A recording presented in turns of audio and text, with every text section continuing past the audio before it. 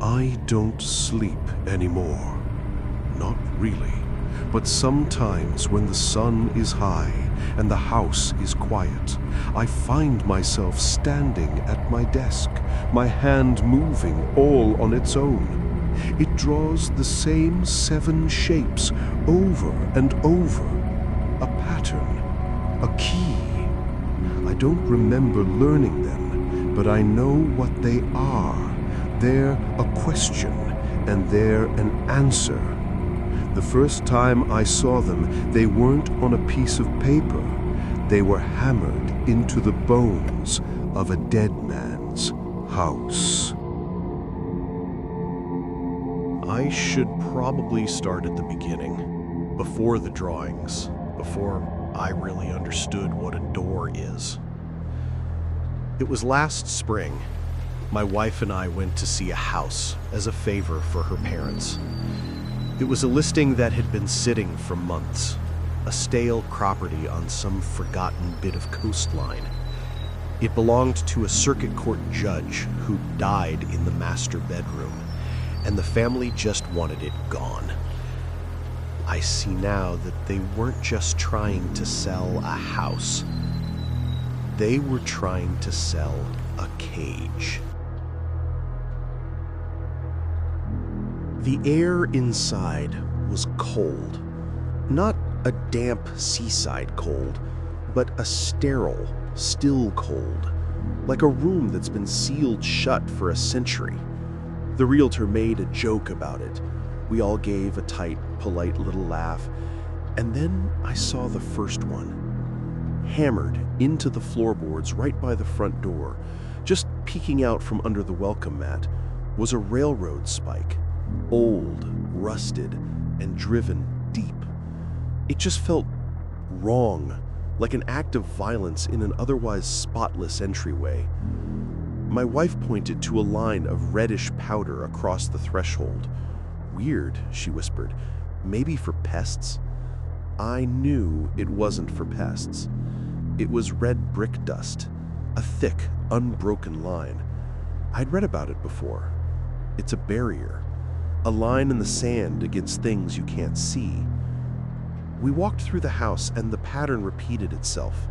Every window, every doorway, every single place the outside could get in was guarded. An old railroad spike driven hard into the frame, and a line of brick dust laid across the sill. The upstairs was worse. The judge's bedroom door had 3 spikes, and the dust was piled up like a sandbag. This wasn't just a barrier anymore. It was a barricade. This wasn't some folk magic to ward off bad luck. This was a desperate, systematic effort to keep something from getting out. The air got thicker with each step, heavy with a silent, waiting pressure. I felt like I was walking on the bottom of the ocean. The judge hadn't been protecting himself from the world. He'd been protecting the world from whatever was inside that house with him.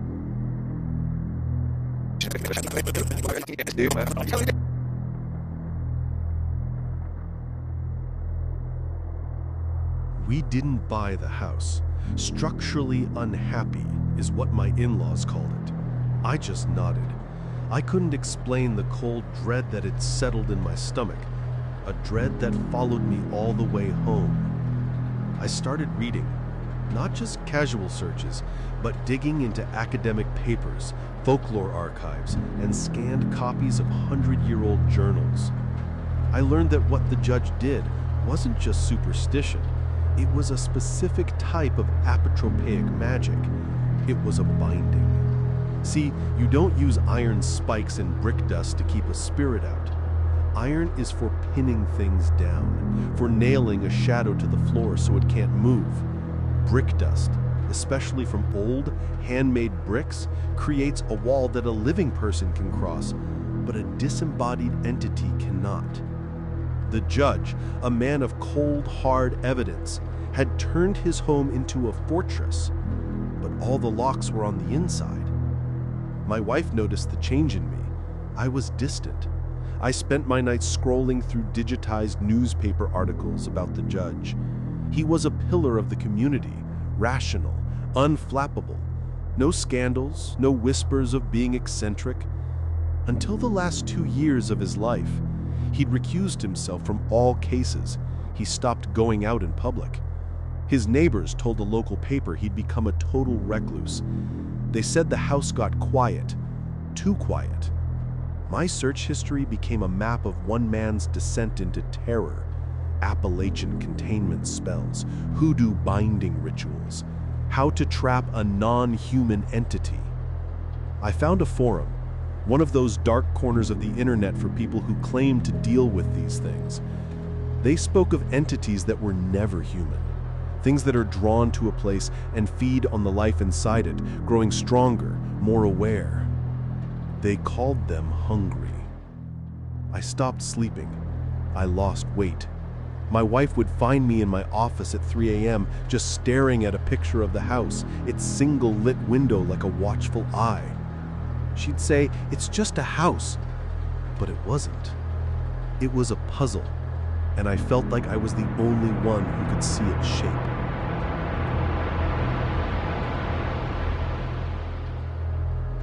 A few months later, I saw the listing had been updated, price reduced, sold as is, and below that, new photos. The house was empty now, but different. The carpets were gone, the walls painted a sterile white. In the photo of the living room, I zoomed in. The windowsills were clean. The railroad spikes had been yanked from the door frames, leaving these ugly, splintered holes. The new owners, or maybe the bank, had tidied up. They had wiped away all the wards. They had opened the cage. I didn't tell my wife where I was going.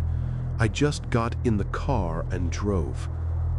The 2-hour drive felt like 10 minutes. When I pulled up to the house, it looked the same, but that feeling, that immense pressure, the sense of something coiled tight inside was gone. The air was just air. The front door was unlocked, a construction lockbox hanging from the handle. I walked in. The silence was different now. Before, it was a heavy, loud silence, the silence of a held breath. Now, it was just empty. The spikes were gone. The brick dust was swept away. I ran my fingers over the splintered holes around the door frames. It felt like a desecration. I walked through the empty rooms, my footsteps echoing, looking for something I couldn't name. A sign from the judge? An answer? Then I saw it. In the kitchen. The old linoleum floor was yellowed and cracked, but there was one section that was newer than the rest. A perfect 5x5 square of clean white linoleum. It didn't belong.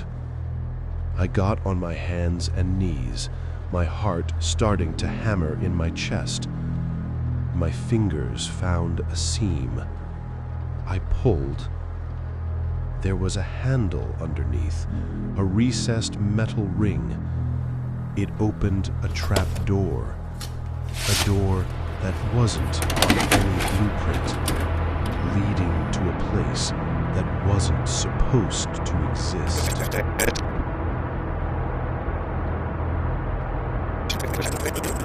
The air that rose from the opening was ancient. It was a cold, earthy smell, but layered with something else, something metallic and sweet. The smell of old hunger.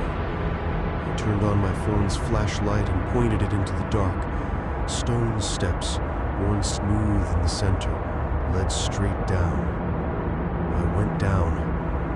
Each step took me further into absolute cold and quiet.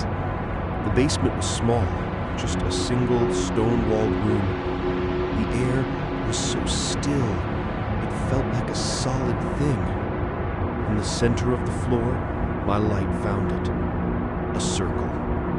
It wasn't drawn. It was made of dozens of small ceramic jars and bowls, the kind you see in antique stores. They were filled with the same red brick dust from upstairs, salt and rusted iron filings, a binding circle 100 times more powerful than the simple lines upstairs. This was the heart of the prison. But it wasn't the circle that made me stop breathing. It was what was in the center of it. The stone floor was darker there, a deep, ugly stain that had soaked right into the rock in a shape that was almost human. And all around it, scratched into the stone with a nail or a shard of glass, were symbols. 7 of them. The same 7 symbols I had been drawing. I stepped closer, my light shaking. I felt a pull, a strange, magnetic curiosity. I knew with a certainty that defied all logic that I was supposed to step into that circle. The judge had spent decades holding this thing here, starving it. He died. The house was cleaned. The wards were broken. The prison was empty. But an entity like that doesn't just vanish. It needs a vessel. It needs a new cage. Or a key. I felt a whisper in the back of my mind. It wasn't a sound. It was a thought. And it wasn't mine. Finally. I backed away, stumbling up the stairs, my lungs burning. I didn't stop running until I was in my car, speeding away from that house, away from that open door in the earth. I didn't look back.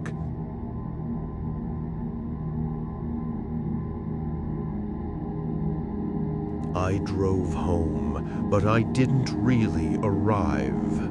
Something else did.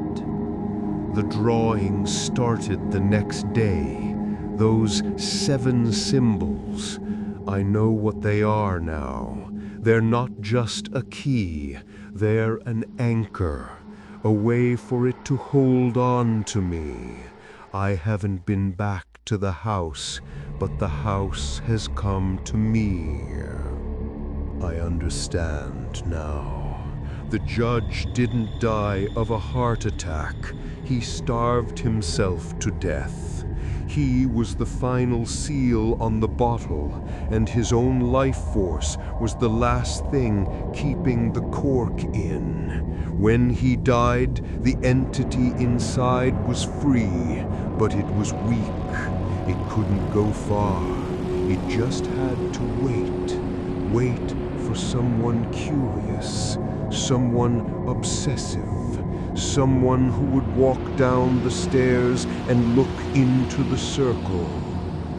It needed someone to open the door from the other side. That house isn't haunted. It's just an empty shell, because the thing that lived there, the thing the judge kept locked in his basement for 40 years, it lives here now. It lives in me, and I can feel it all the time, looking out through my eyes. After all those years alone in the dark, it's finally free. And it's so hungry.